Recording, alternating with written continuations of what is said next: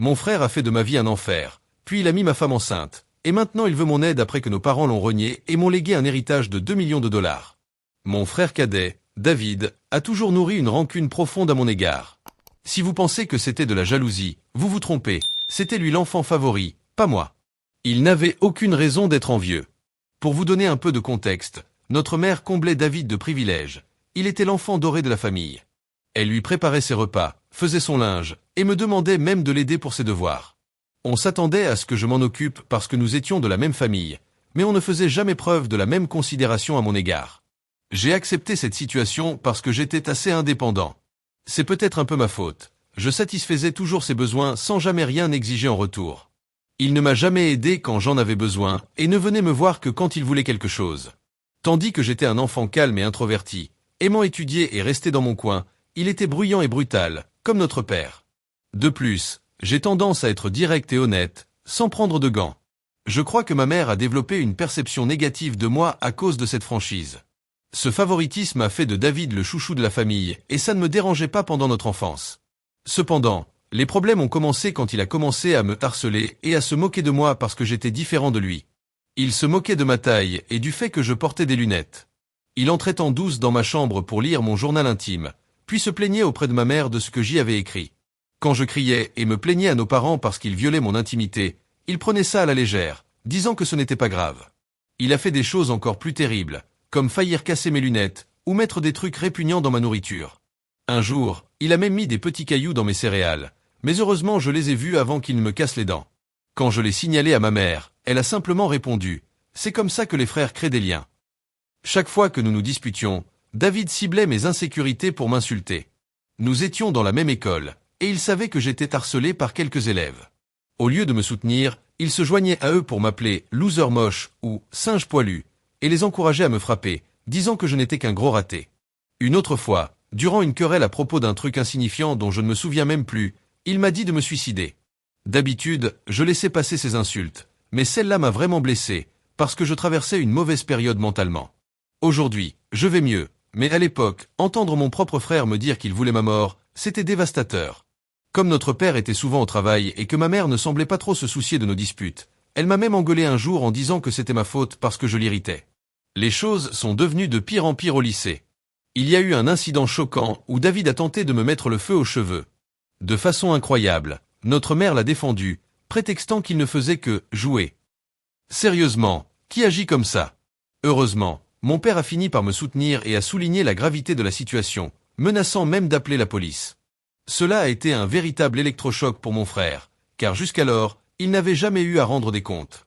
Il était réellement stupéfait, et mon père a déclaré que c'en était assez et que David devait me respecter à l'avenir.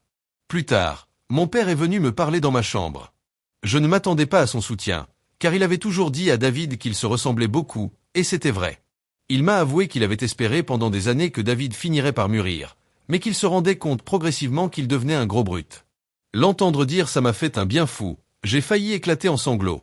Je lui ai tout raconté, tout ce que David m'avait fait subir au fil des ans, et même le harcèlement que je subissais au lycée. Mon père a été choqué par tout ce que j'avais enduré. Le lendemain, il est allé voir le principal pour s'assurer que les harceleurs soient avertis de lourdes conséquences s'ils continuaient. Le soir même, il m'a inscrit à des cours de MMA dans la salle de sport locale, me disant que j'avais besoin de devenir un homme et d'apprendre à faire face aux brutes de la vie. C'était peut-être drôle de voir un gagnant comme moi essayer d'apprendre à se battre, mais j'étais très déterminé. Je gérais très bien mon temps entre les études et l'entraînement quotidien, et les cours de MMA ont totalement changé mon physique et ma vie. Un jour, David a recommencé à faire des siennes. Il m'a volé l'argent de poche que nous recevions pour les tâches ménagères. J'économisais depuis un moment. Il s'est introduit dans ma chambre et a pris mon argent.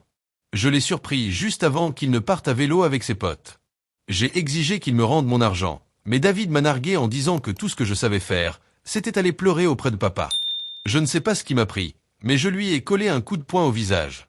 Il est tombé, complètement abasourdi, et j'ai récupéré mon argent dans sa poche avant de le repousser au sol.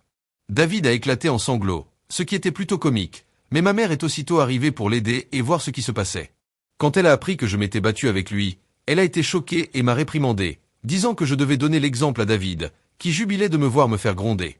Elle s'est aussi plainte à mon père de mon comportement, affirmant que j'avais besoin d'être contrôlé. Mon père a exigé que nous nous expliquions tous les deux. J'ai raconté comment David avait volé l'argent que j'avais durement gagné et épargné. David, lui, a essayé de se justifier en disant qu'il avait besoin de l'argent pour un rencard et qu'en tant que frère, je devais l'aider. Mon père a rétorqué à David qu'il avait de la chance que je me sois contenté de le frapper, car n'importe qui d'autre aurait pu appeler la police.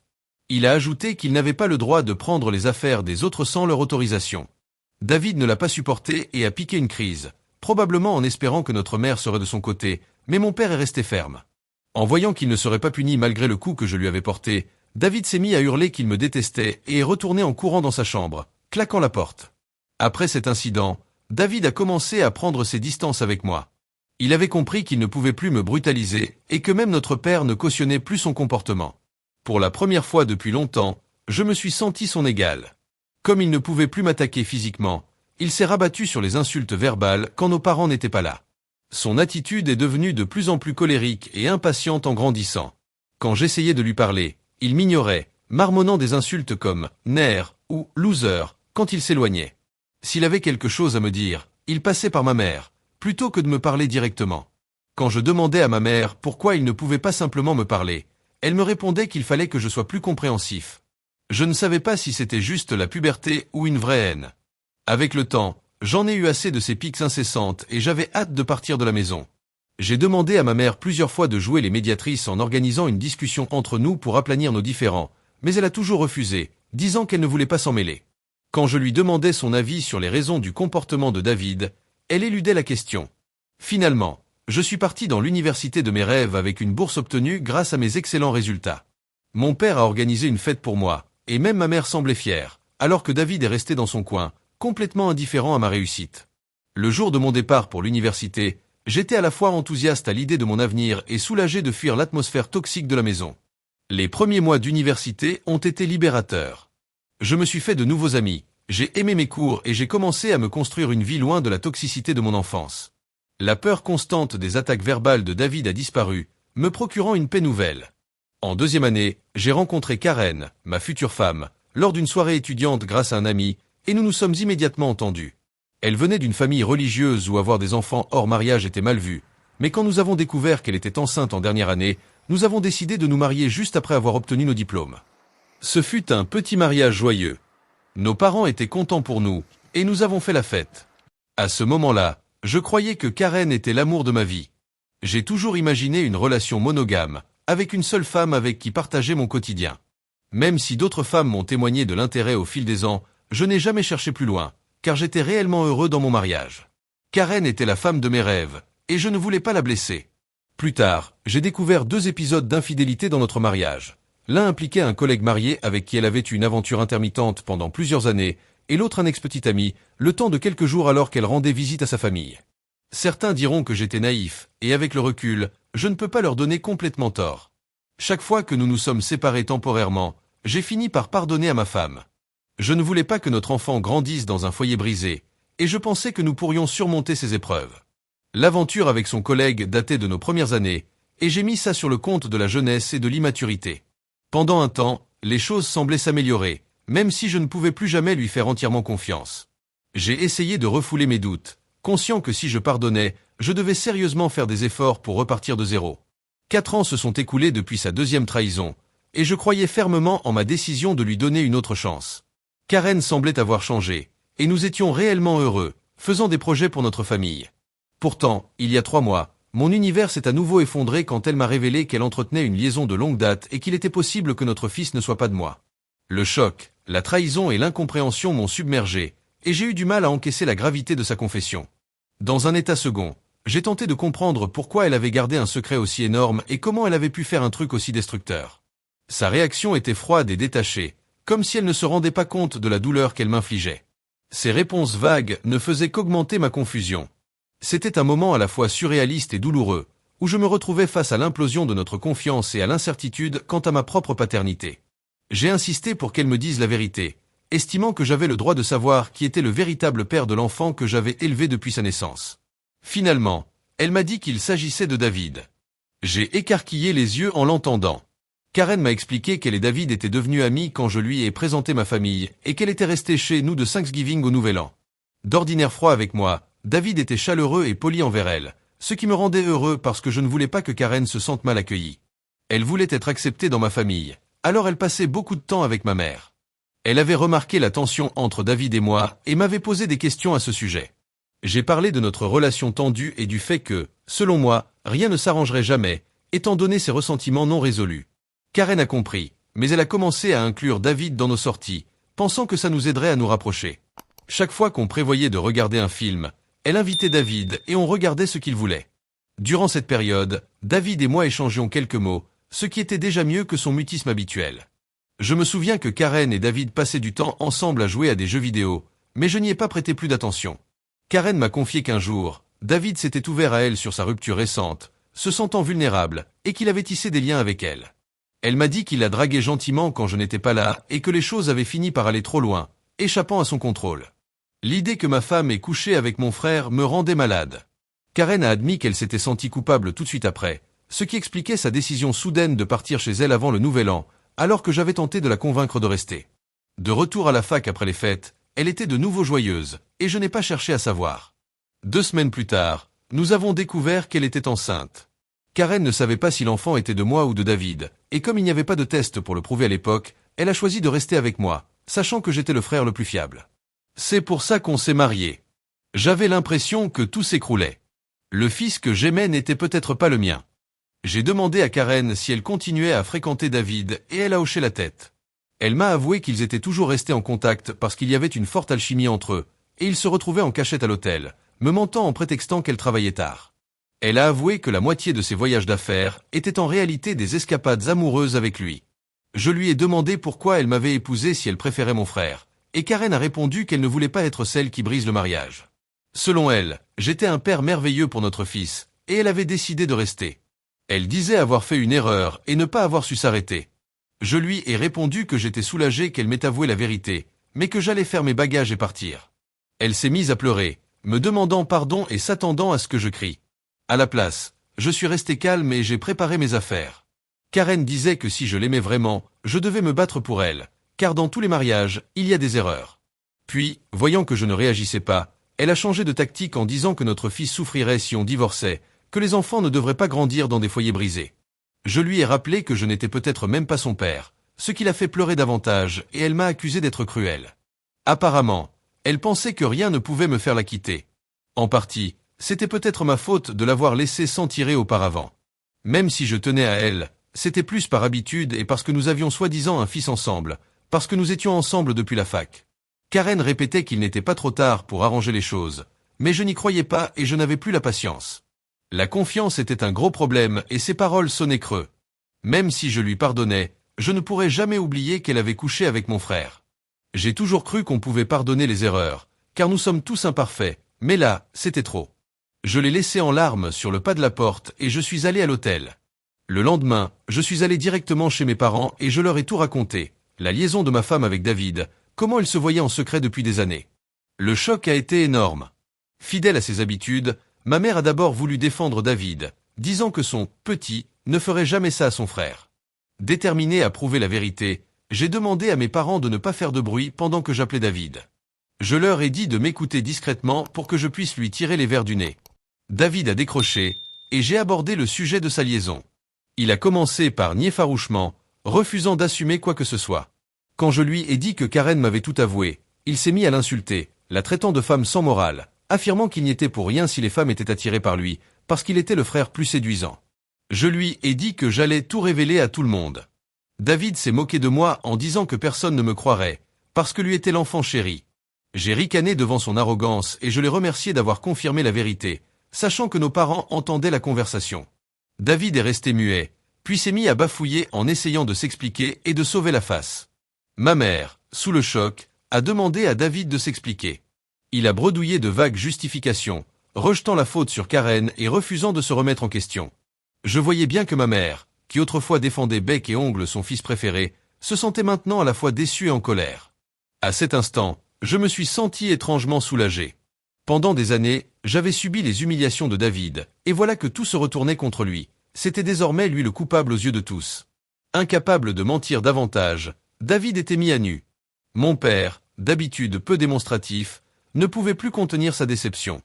Il m'a demandé de lui passer le téléphone et s'est adressé à David sur un ton grave. David, ce que tu as fait n'est pas seulement une trahison envers ton frère, mais aussi envers cette famille. Tu as couché avec la femme de ton frère et tu as continué même après leur mariage. Tes actes vont avoir de sérieuses conséquences et ont détruit la confiance que nous avions en toi. Je vous ai élevés tous les deux pour que vous valorisiez la famille, la loyauté et la décence.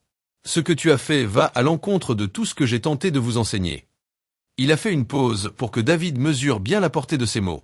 Ton mépris envers les sentiments de ton frère et ton manque de respect envers son mariage sont inacceptables. Tu l'as non seulement blessé lui, mais tu as aussi brisé les liens qui unissaient notre famille. Ta mère et moi sommes en partie responsables de ce que tu es devenu, mais nous ne tolérons plus jamais ce genre de comportement. À partir de maintenant, tu n'auras plus accès aux fonds que j'avais prévus pour tes études. Tu vas devoir trouver un moyen de payer tes frais universitaires toi-même. Je ne financerai plus non plus ton train de vie. Tu penses que ça fait de toi un homme de coucher avec des femmes mariées? Voyons comment tu vas t'en sortir sans mon argent. Pendant tout ce temps, je suis resté calme.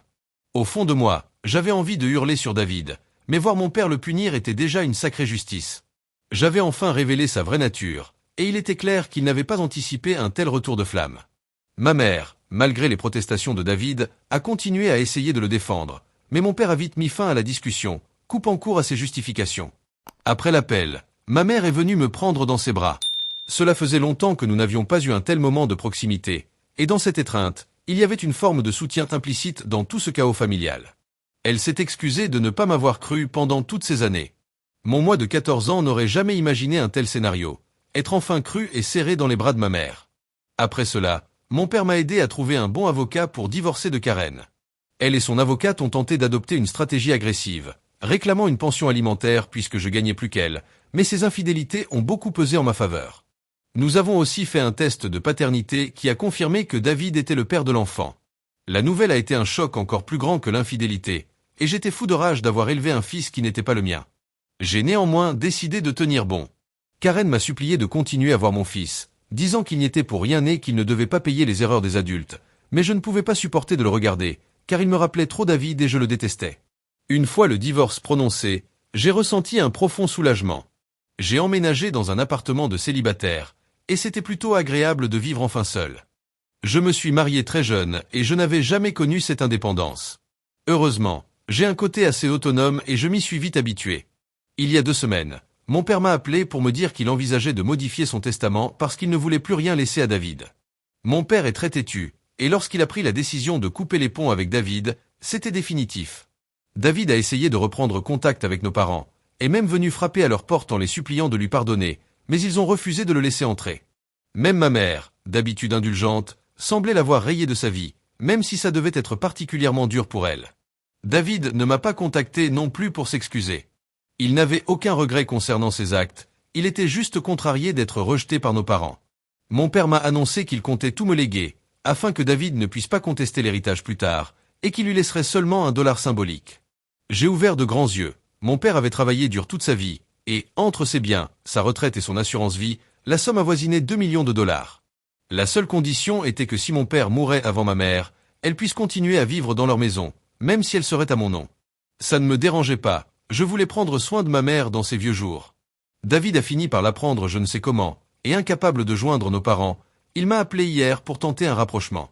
Il m'a expliqué qu'il galérait à la fac et que, depuis que Karen connaissait la vérité sur la paternité de l'enfant, elle le harcelait pour une pension alimentaire. Il n'a pas d'argent, il cherche des petits boulots, mais rien de concluant, et il me suppliait d'intervenir auprès de la famille pour qu'on reparte à zéro parce qu'il a vraiment besoin de mon aide. J'ai ri au téléphone et je lui ai dit que c'était terminé entre nous. Je lui ai rappelé qu'il aurait dû réfléchir avant de coucher avec ma femme et de la mettre enceinte. David m'a répondu que je n'étais pas juste et que Karen était aussi fautive. Je lui ai donné raison sur ce point, mais je lui ai dit que je l'avais quittée, faisant d'elle son problème à lui désormais. S'il avait des comptes à régler avec elle ou l'enfant, ce n'était pas à moi de m'en mêler. David s'est énervé, mais je l'ai interrompu pour lui rappeler qu'il n'était plus l'enfant favori, mais bien le paria de la famille, celui qui avait couché avec la femme de son frère. Il s'est mis à pleurer, me disant que tout le monde, y compris nos grands-parents et nos oncles et tantes, s'était retourné contre lui. C'était vrai, mais ça ne me concernait plus. Je lui ai dit qu'on en avait fini et que je ne voulais plus jamais qu'il m'appelle, car je ne le considérais plus comme mon frère. Depuis, je repense à notre conversation. Bien que je le déteste pour tout ce qu'il m'a fait, je ne l'avais jamais entendu pleurer, ou du moins pas depuis l'enfance. Je mentirais si je disais que ça ne m'a pas fait un petit pincement au cœur. Donc, voilà pourquoi je me demande si je devrais parler de lui à mes parents ou si je serais un enfoiré de ne rien faire. Mise à jour 1. Bonjour à tous. Beaucoup d'entre vous me demandent pourquoi je n'ai plus de contact avec mon fils Henri, et certains me traitent même de cruel. Je dois préciser que je ne suis pas à l'aise avec l'idée d'élever l'enfant d'un autre homme. Ce n'est pas un cas de beau-fils classique. On m'a fait croire qu'Henri était mon fils, pour finalement découvrir qu'il était le fils de mon frère David. Cela m'a profondément blessé, et j'ai pleuré pendant des jours. La principale raison pour laquelle je ne veux pas de contact avec Henri, c'est que je ne veux plus voir Karen dans ma vie.